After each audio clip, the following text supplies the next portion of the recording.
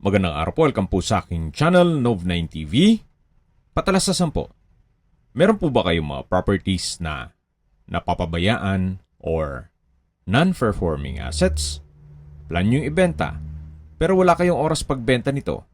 Kung ito'y pagkakatiwala nyo po sa amin, tawag lang po kayo sa aking numero, usap po tayo, gawan ko po ng video for free. Yes, libre po. Wala po kayong babayaran. Tutulungan pa namin kayong mabenta ang inyong property. Kami na po bala sa marketing, sa boosting, pati po sa paid advertisements, even sa tripping. Hindi na po kayo mapapagod sa pag-entertain ng mga buyers. Kami na po bala sa lahat. Tawag lang po kayo.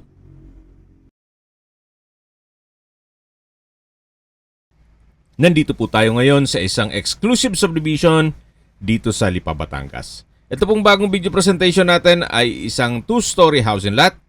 May lot area po ito na 260 square meters at may floor area na 200 square meters more or less. Napakatahimik po ng lugar, sariwang hangin at malamig po ang klima, especially pag bare months. Kumpleto din po ang amenities gaya ng clubhouse, basketball court, at marami pa pong iba. Meron din pong 24 hours security. Ito pong bahay ay may 5 bedrooms, 3 toilet and bath, at 2 covered car garage. Nakabakod na po ng concrete fence at ito po yung pedestrian gate. Yan po, tunghayan nyo po itong pasad. Ito pong glass windows ay may security grill. Yan po yung balkonahe. At yan naman po yung papunta sa garahe. Naka-landscape na rin. Then meron pong brickstone design ang poste. At ito po yung tinutukoy ko na garahe. Nakakasya po ang dalawang sasakyan. Ito po ay nasa mataas na lugar kaya flood-free area. Tungkol naman po sa dokumento nito, ito'y titulado, buhay po ang may-ari, kaya wala po kayong magiging problema sa documentation o sa transfer ng title. Ito po yung main door. Pasok po tayo. Welcome po sa bahay ni Ma'am at Sir. Ito po yung living area o salas. Malaki ang spasyo. Then meron po ceiling cove design. Naka-tile flooring. Yan po yung hagdan. At dito naman po yung dining area. Tungkol po sa furnishing, siguro pag-usapan nyo na lang ni owner. Then dito naman po sa dulo ay yung formal kitchen. May kitchen countertop, stainless sink with faucet, wall-mounted wooden rack, at may kitchen cabinet. Ito naman po yung access door papunta naman sa service area.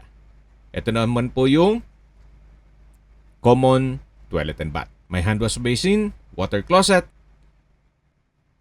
may shower at hot shower set. Ito po yung tinutukoy ko na access door naman papunta sa dirty kitchen at service area.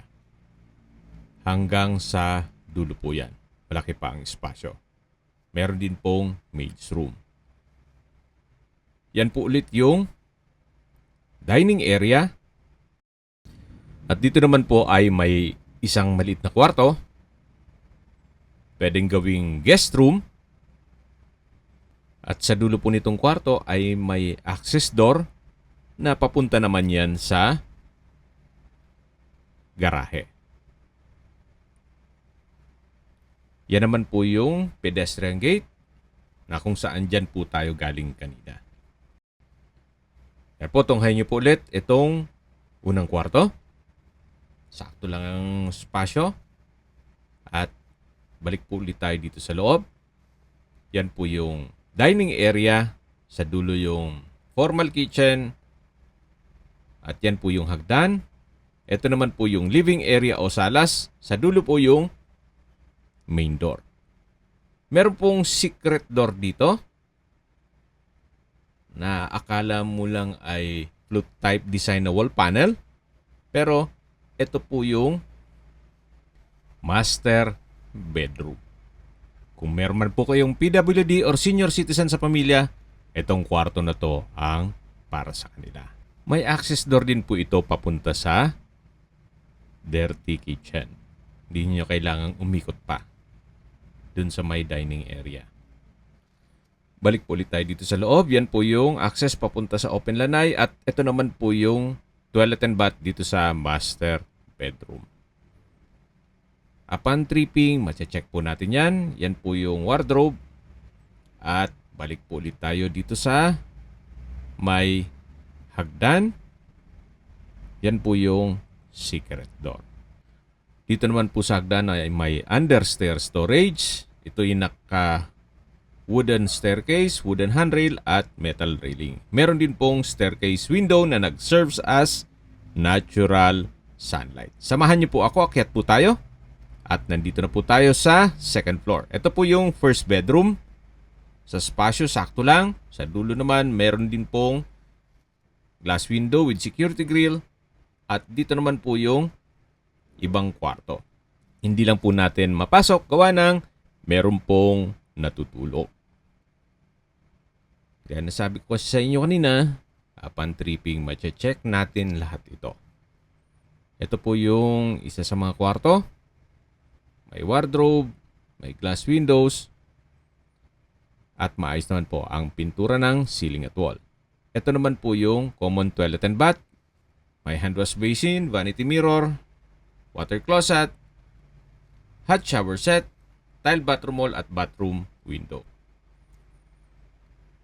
So, bababa na po tayo at habang pinagmamasdan nyo po itong property, ay pag-usapan na natin ang distance, location at travel time. Mula po sa Pure Gold at iba pang mga business establishments dito sa area ay walking distance lang po. 1.5 kilometers ang distance at ang travel time is 8 minutes. Mula naman po sa Robinsons Mall, De La Salle University at Mary Mediatrix Hospital, ang distance is 4.8 kilometers at ang travel time is 16 minutes. Yan po yung lagi kong binabagit sa inyo na dapat nyo i-consider sa paghanap ng property ay yung meron pong malapit na hospital. Hindi ko naman po sinasabing sakitin kayo. Yan naman po for emergency purpose lang naman. At mula naman po sa SM Lipa, ang distance is 3.1 kilometers at ang travel time is 12 minutes. Mula naman po sa Lipa Public Market, ang distance is 2 kilometers at ang travel time is 11 minutes. Mula naman po sa Manila o sa airport, ang distance is 75 kilometers at ang travel time is 1 hour and 26 minutes. Ito po yung likod ng bahay na kung saan meron pong isang structure na ginawang stockroom. Then meron pa rin pong bakanting lote dito na pwede po kayong mag-garden. Okay, sa presyo na po tayo. Binebenta po ito ni owner sa halagang 12 million pesos net. Ibig pong sabihin si buyer na po ang sasagot sa lahat ng taxes at expenses with regard to documentation. Kung may mga katanungan po kayo, tawag lang po kayo sa aking numero. At sa mga kababayan naman natin nasa ibang bansa, meron po akong WhatsApp, Viber, Telegram, at Signal. Same number lang po, 0917-316-3399. Sa mga nagtatanong naman po ng aming Facebook, meron po aming Facebook page na Nov9TV at Facebook Real Video. Meron din pong TikTok at Instagram. May ibang YouTube channel po kami, the Nov9TV channel, Nov9TV Listings, Nov9TV On The Spot, Nov9TV Updates, at Nov9TV House Rental. Sana po naibigyan nyo ang video presentation. Paki-like and subscribe na lang po sa aking channel para ma-update din po kayo sa aking future listings. Kung sakali po hanap nyo yung mas malaking sukat ng lupa, meron din po kami ibang listings na pwede nyong pagpilian. Huwag po kayong mag-atubiling tumawag sa amin. Then, let us know your budget para malaman namin kung anong property pwede naming ilog sa inyo. Sa lahat pong viewers, subscriber at nagtiwala po sa amin, salamat po sa suporta. Ingat po kayo lagi at yung pamilya. Maraming salamat po.